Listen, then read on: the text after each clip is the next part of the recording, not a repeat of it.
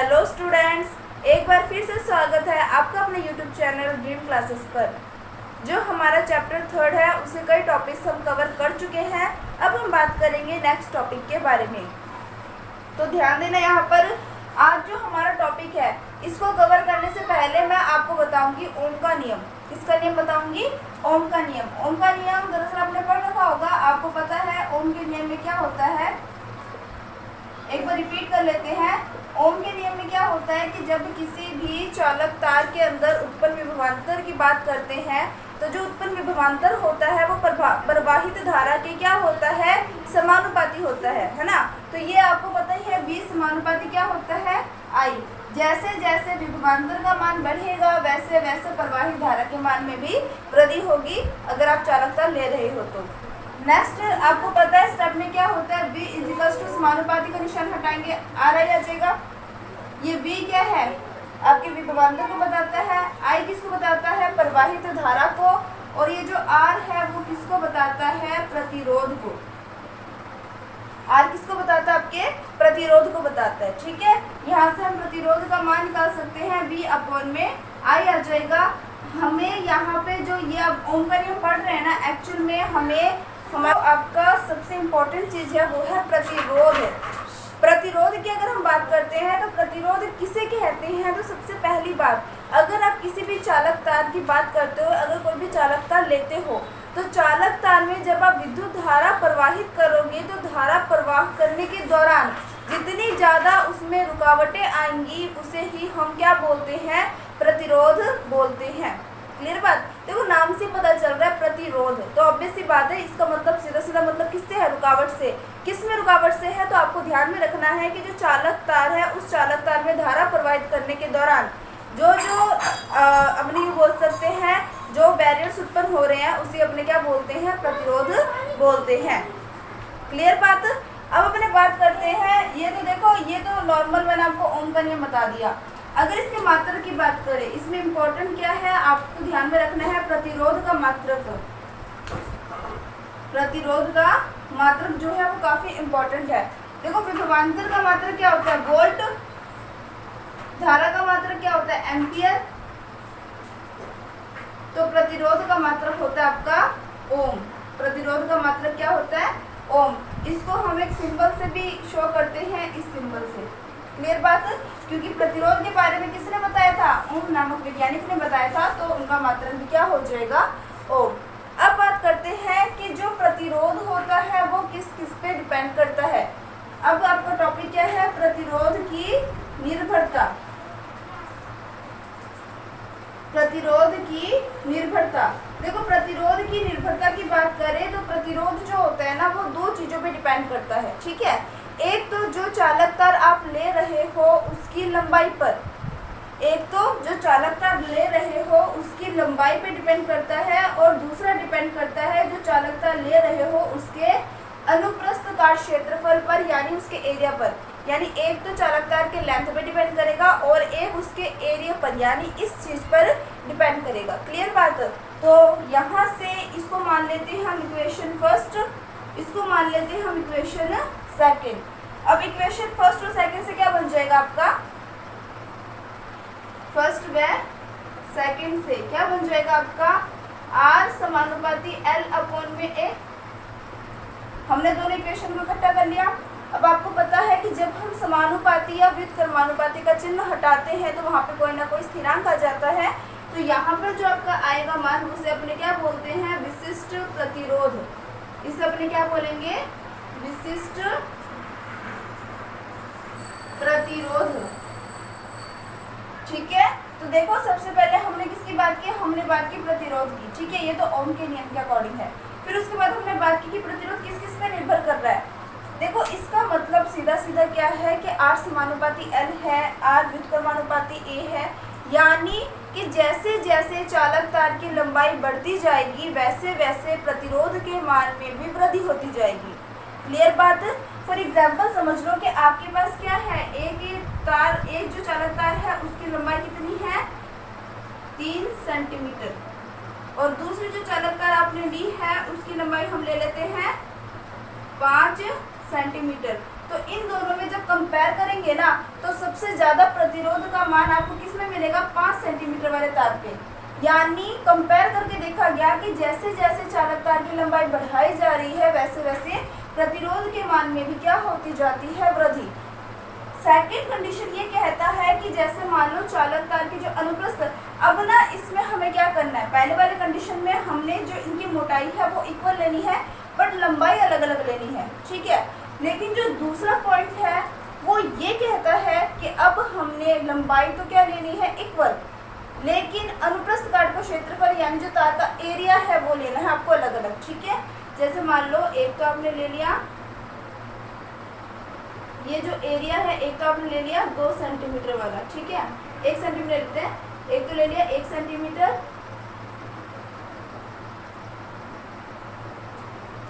और एक ले लिया आपने 3 सेंटीमीटर, ठीक है। अब देखो तार की लंबाई क्या है, इक्वल है। इस कंडीशन में तार की लंबाई क्या है, इक्वल है, लेकिन दोनों की जो अनुप्रस्थ काट का क्षेत्रफल है यानी जो एरिया है वो अलग अलग है। आपने देखा कि जैसे जैसे आप एरिया बढ़ाते जा रहे हो प्रतिरोध के मान में क्या होती जा रही है, कमी होती जा रही है। क्लियर बात, यही ओम के नियम के द्वारा बताया गया था। तो ये तो 2 पॉइंट थे, ये मैंने आपको उदाहरण से समझा दिया। अब हम बात करते हैं कि जब हम इक्वेशन फर्स्ट और सेकंड को मिला देते हैं तो हमें एक और मान मिल जाता है जिसे हम क्या बोलते हैं, विशिष्ट प्रतिरोध। आर तो क्या है आपका प्रतिरोध, रो क्या है आपका विशिष्ट प्रतिरोध। क्लियर बात। अब बात करते हैं कि अगर हम विशिष्ट प्रतिरोध का मान निकालेंगे तो विशिष्ट प्रतिरोध का मान निकालेंगे तो क्या बन जाएगा आपके पास, ध्यान से देखना इसको। देखो विशिष्ट प्रतिरोध का अगर आपको मान निकालना है तो क्या हो जाएगा, रो बराबर, अब जो चीज गुणनफल में है ये आर तो आपका क्या रहेगा, आगे आ जाएगा। जो चीज गुणनफल में है वो कहाँ चला जाएगा, भाग में, और चीज भाग में है वो चला जाएगा गुणनफल में। यानी अब जो आपके विशिष्ट प्रतिरोध का फॉर्मूला है वो आपको ये मिल जाएगा। क्लियर बात। अब इस विशिष्ट प्रतिरोध की अगर हम बात करते हैं, ठीक है, तो विशिष्ट प्रतिरोध किस पे डिपेंड कर रहा है, विशिष्ट प्रतिरोध चालक तार में उत्पन्न प्रतिरोध पर डिपेंड कर रहा है।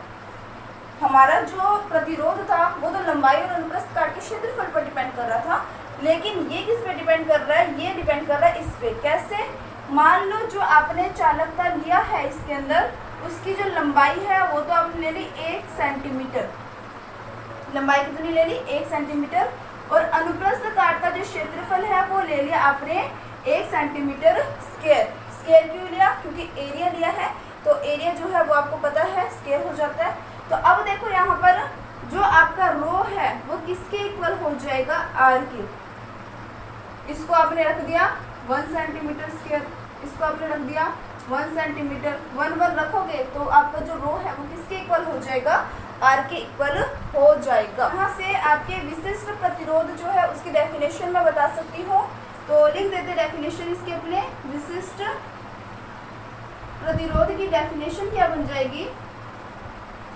एकांक लंबाई व एकांक अनुप्रस्थ काट वाले क्षेत्रफल पर। आप ना पहले यहाँ पे ऐसे लिख लेना, किसी चालक तार के, यहाँ पे लिख लेना ज्यादा बेटर रहेगा। सबसे पहले क्या लिखोगे आप, किसी चालक तार के एकांक लंबाई व एकांक अनुप्रस्थ काट क्षेत्रफल वाले तार में उत्पन्न प्रतिरोध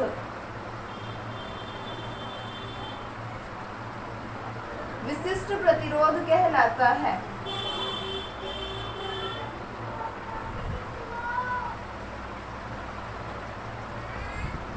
डेफिनेशन देख लेते हैं एक बार अपने। किसी चालक तार के एकांक लंबाई व एकांक अनुप्रस्थ काट वाले क्षेत्रफल में, काट वाले क्षेत्रफल में उत्पन्न, ठीक है, यहाँ पे लिखना क्षेत्रफल में,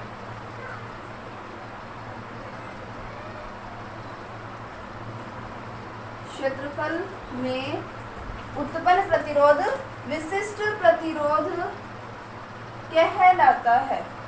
क्लियर बात।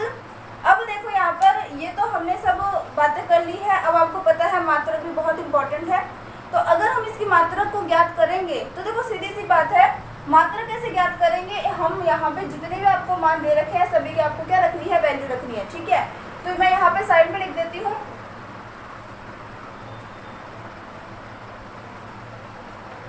यहाँ पे हम क्या ज्ञात करते हैं, अब मात्रक ज्ञात करेंगे। किसकी ज्ञात करेंगे, विशिष्ट प्रतिरोध की। तो देखो यहाँ पर रो बराबर आर का मात्रक क्या है, ओम। अब जो आपके पास एरिया है, एरिया का मात्रक क्या होगा, मीटर स्क्वायर या सेंटीमीटर स्क्वायर। वैसे एक चीज याद रखना, हम एमकेएस पद्धति जो है वो लेके चलते हैं।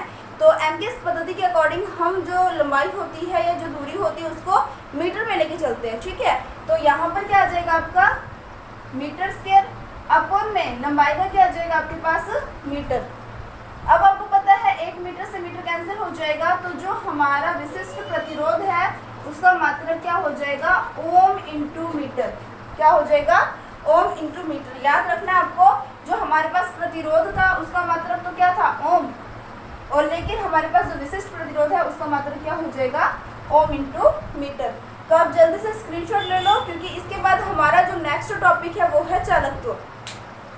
सुन लो, चालकत्व किसे कहते हैं। देखो चालकत्व की अगर हम बात करते हैं ना, तो प्रतिरोध का मतलब क्या होता है कि जो चालक तार में धारा प्रवाह होने के दौरान उत्पन्न बाधा होती है उसे तो हम प्रतिरोध बोलते हैं। लेकिन चालकत्व का मतलब होता है कि धारा कितनी आसानी से प्रवाहित हो, यानी उसमें किसी प्रकार का रुकावट न हो।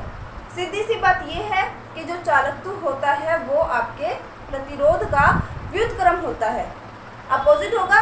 जिसमें प्रतिरोध का मान ज़्यादा होगा चालकत्व का मान उसमें कम होगा, और जिसमें चालकत्व का मान ज़्यादा होगा उसमें उत्पन्न प्रतिरोध का मान कम होगा। तो इसके बारे में हम नेक्स्ट डिस्कस करने वाले हैं, तो आप जल्दी से इसका स्क्रीनशॉट ले लें।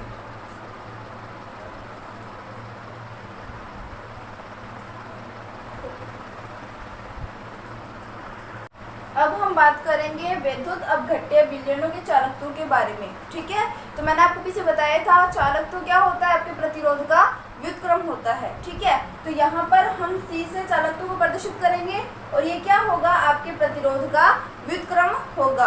अब देखो यहाँ पर जब चालकत्व की अगर हम बात करें, जैसे हम व्युत्क्रमानुपाती का निशान हटाएंगे तो कोई ना कोई स्थिरांक आ जाएगा, और यहाँ पे जो स्थिरांक आता है उसे हम बोलते हैं काप्पा। क्या बोलते हैं इसे, अपने काप्पा बोलते हैं, और इसे हम बोलते हैं विशिष्ट चालकत्व या चालकता। क्लियर बात। अब देखो यहाँ पर आपको पता है कि जो R था, पीछे मैंने आपको बताया था कि जो R है वो किस पे डिपेंड कर रहा है, वो इस चीज पे डिपेंड कर रहा है ना। तो यहाँ पे जो R का मान है उसको मैं क्या कर दूंगी, ये 1/R है, तो ये मान भी क्या हो जाएंगे, आपके अपोजिट हो जाएंगे। ये किसका फॉर्मूला ज्ञात कर लिया आपने ये चालकत्व का फॉर्मूला ज्ञात कर लिया। अब अपने बात करते हैं, ये तो हमारे पास किसका आ गया, चालकत्व का।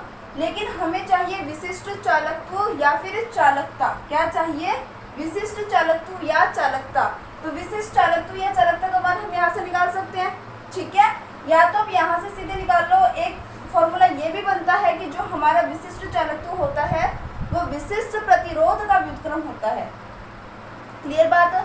और एक यहाँ से भी आप निकाल सकते हो फॉर्मूले से। कैसे निकाल लोगे कि जो आपका काप्पा होगा वो किसके बराबर होगा, इजिकल्स टू सी, और जो आपके साथ में गुणनफल में है वो तो भाग में चले जाएंगे, और जो भाग में है वो आपके गुणनफल में चले जाएंगे। तो एक फॉर्मूला आपके पास ये बन जाता है। क्लियर बात। देखो पीछे मैंने आपको बताया था कि जो विशिष्ट प्रतिरोध का फॉर्मूला था, तो वो विशिष्ट प्रतिरोध जो है वो किस पे डिपेंड कर रहा था, प्रतिरोध पर। कैसे डिपेंड कर रहा था, जब हम चालक तार की जो लंबाई है वो 1 सेंटीमीटर और जो उसका अनुप्रस्थ काट का क्षेत्रफल है वो 1 सेंटीमीटर स्केल लेके चलते हैं, तो जो विशिष्ट प्रतिरोध होता है वो तार में उत्पन्न प्रतिरोध के बराबर होता है। सेम वही कंडीशन है। अब यहाँ पर अगर हमें काप्पा का मान निकालना है तो काप्पा किस किस पे डिपेंड कर रहा है। देखो अगर लंबाई को आपने क्या ले लिया 1 सेंटीमीटर, और जो अनुप्रस्थ काट का क्षेत्रफल है इसको ले लिया आपने 1 सेंटीमीटर स्क्वायर। ठीक है, तो जो हमारी विशिष्ट चालकत्व या फिर जो हमारी चालकता है वो जो तार में उत्पन्न चालकत्व है उस पर डिपेंड करता है। यानी यहाँ से हमारा फॉर्मूला क्या बन जाएगा, ये हमारा एक और फॉर्मूला बन जाएगा। कुछ बेसिक टर्म्स मैंने लिख दी है, बता देती हूँ। फर्स्ट क्या लिखा है मैंने, चालकत्व प्रतिरोध का व्युत्क्रम होता है। होता है, यहाँ बता दिया मैंने आपको। नेक्स्ट आता है कि चालकत्व विद्युत प्रवाह की सरलता की माप है, कि विद्युत प्रवाह जितनी आसानी से होगी वो उस चालक तार की क्या किसको बताएगा, चालकत्व को बताएगा।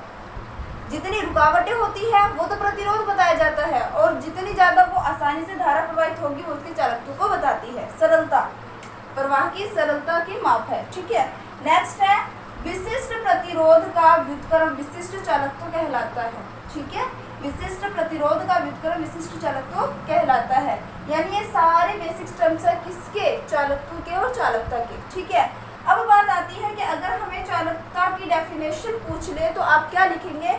अभी मैंने आपको बताया कि चालकता किस पे डिपेंड कर रहा है, जो आप तार लेके चल रहे हो उसकी लंबाई आपने क्या ले ली, 1 सेंटीमीटर, और अनुप्रस्थ काट का क्षेत्रफल कितना ले लिया, 1 सेंटीमीटर स्क्वायर। तो उसमें उत्पन्न चालकत्व को ही हम चालकता कहते हैं। तो डेफिनेशन देख लेते हैं क्या है। यदि किसी विद्युत अपघट्य के एकांक आयतन में डूबे हुए इलेक्ट्रोडों के अनुप्रस्थ काट का क्षेत्रफल 1 सेंटीमीटर स्क्वायर तथा इलेक्ट्रोडों के मध्य दूरी 1 सेंटीमीटर हो तो विलयन की चालकत्व उसकी चालकता के तुल्य होगी। देखो क्या बोला इसने कि मान लो आपने क्या ले लिया, एक विद्युत अपघट्य ले लिया, ठीक है। विद्युत अपघट्य लिया है तो इसमें क्या होगा, एक तो आपका होगा एनोड और एक क्या होगा आपके पास कैथोड, ठीक है। ये तो आपका क्या है एनोड और ये क्या है आपके पास कैथोड। इसको आपने क्या कर रखा है, विद्युत अपघट्य में इस तरीके से डुबो रखा है, ठीक है। अब देखो इसने बोला है कि जब किसी विद्युत अपघट्य में इलेक्ट्रोडों के, अब ये दोनों क्या है, इलेक्ट्रोड की भांति व्यवहार कर रहे हैं, इलेक्ट्रोडों के मध्य दूरी आपने रखनी है 1 सेंटीमीटर। इलेक्ट्रोडों के मध्य दूरी कितनी है, 1 सेंटीमीटर, एवं इसके अनुप्रस्थ काट का जो क्षेत्रफल है, यानी ये चीज जो है वो कितना है, 1 सेंटीमीटर स्क्वायर। अनुप्रस्थ काट का क्षेत्रफल कितना है, 1 सेंटीमीटर स्क्वायर। एक चीज और आपको इसका आयतन भी कितना है वो कर लेना है, स्थिर कर लेना है, यानी जो आयतन है वो भी आपका कितना हो जाए, 1 ml हो, ठीक है। जब ये तीनों कंडीशन हो तो इस टाइम इस विद्युत अपघट्य में जो भी धारा प्रवाहित होती है, जो भी चालकत्व उत्पन्न होता है वो किसके बराबर होगा, चालकता के बराबर होगा। आई थिंक आपको समझ आ गया होगा। बहुत ही इजी टर्म है, कुछ भी नहीं है इसमें। इसके बाद हम 2 डेफिनेशन और पढ़ेंगे जो बिल्कुल इस पर बेस्ड है। एक तो हम पढ़ेंगे मोलर चालकता और सेकंड हम पढ़ेंगे तुल्यांकी चालकता। अब हम ये दोनों टॉपिक पढ़ने वाले हैं तो जल्दी से आप इसका जल्दी से स्क्रीनशॉट ले लें, फिर हम नेक्स्ट टॉपिक की बात करेंगे।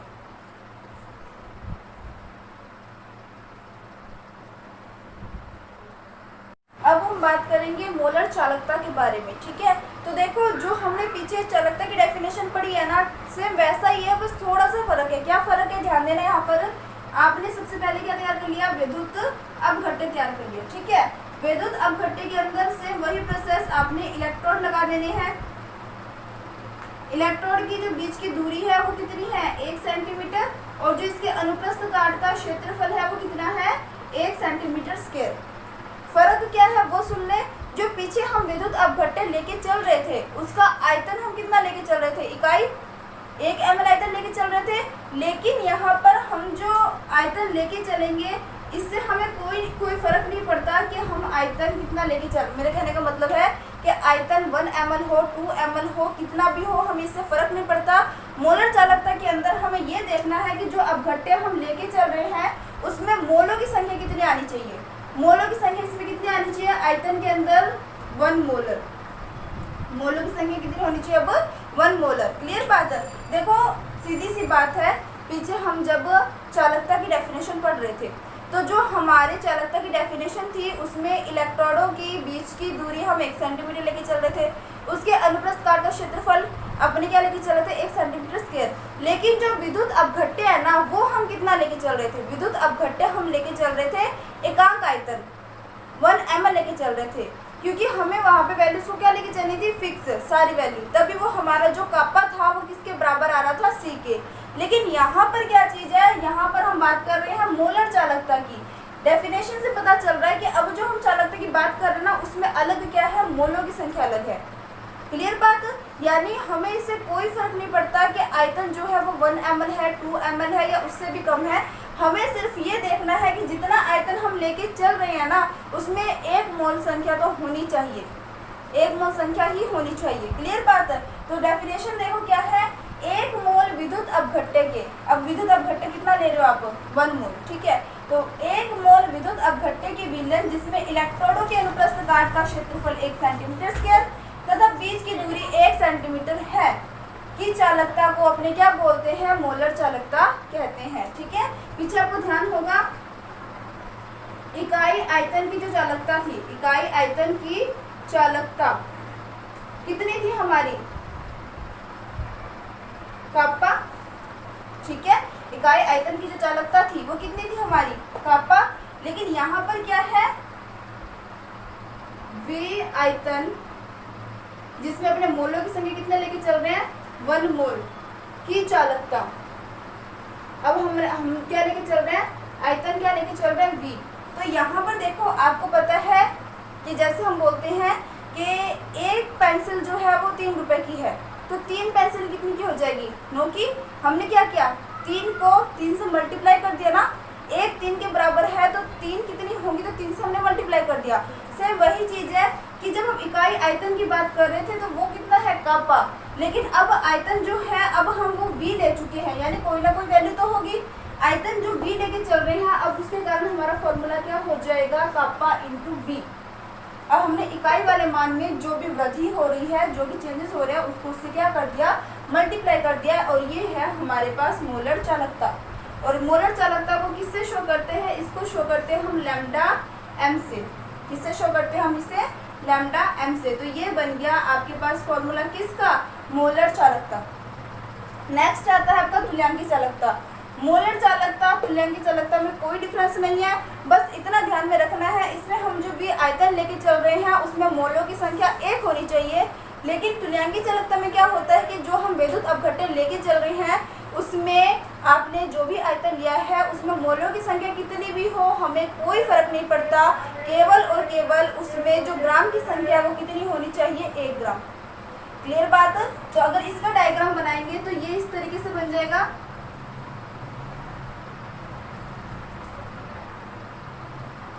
इसकी दूरी 1 सेंटीमीटर, अनुप्रस्थ काट का क्षेत्रफल 1 सेंटीमीटर स्क्वायर।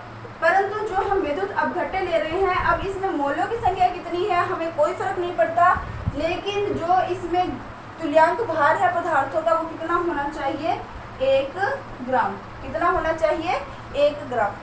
बेसिक से टर्म्स है, कुछ टफ नहीं है, बस याद इतना रखना है, मोलर चालकता है तो विद्युत अपघट्य में 1 मोल होना चाहिए। अगर तुल्यांकी चालकता है तो जो हमारे पास विद्युत अपघट्य है उसका तुल्यांक भार कितना होना चाहिए, 1 ग्राम होना चाहिए। क्लियर बात।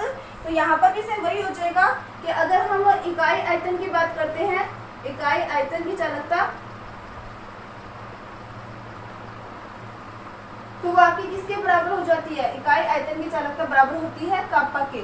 लेकिन अगर हम बात करें V आयतन जिसमें तुल्यांकी भार कितना है, 1 ग्राम की चालकता अब कितनी हो जाएगी, अब आयतन कितना है हमें नहीं, मतलब आयतन कितना है, 1 ग्राम है, तो वो हमारे V के अंदर हम ले रहे हैं उसको, तो ये क्या हो जाएगा, कापा इंटू V।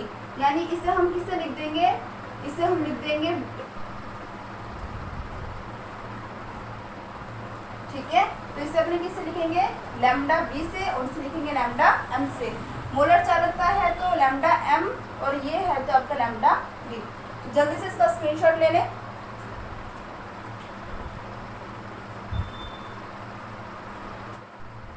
ले लिया होगा आपने स्क्रीनशॉट। तो आज का जो लेक्चर है आपको बहुत अच्छा लगा होगा। फिर भी कोई डाउट रह जाता है तो आप लोग कमेंट सेक्शन में कमेंट कर सकते हैं।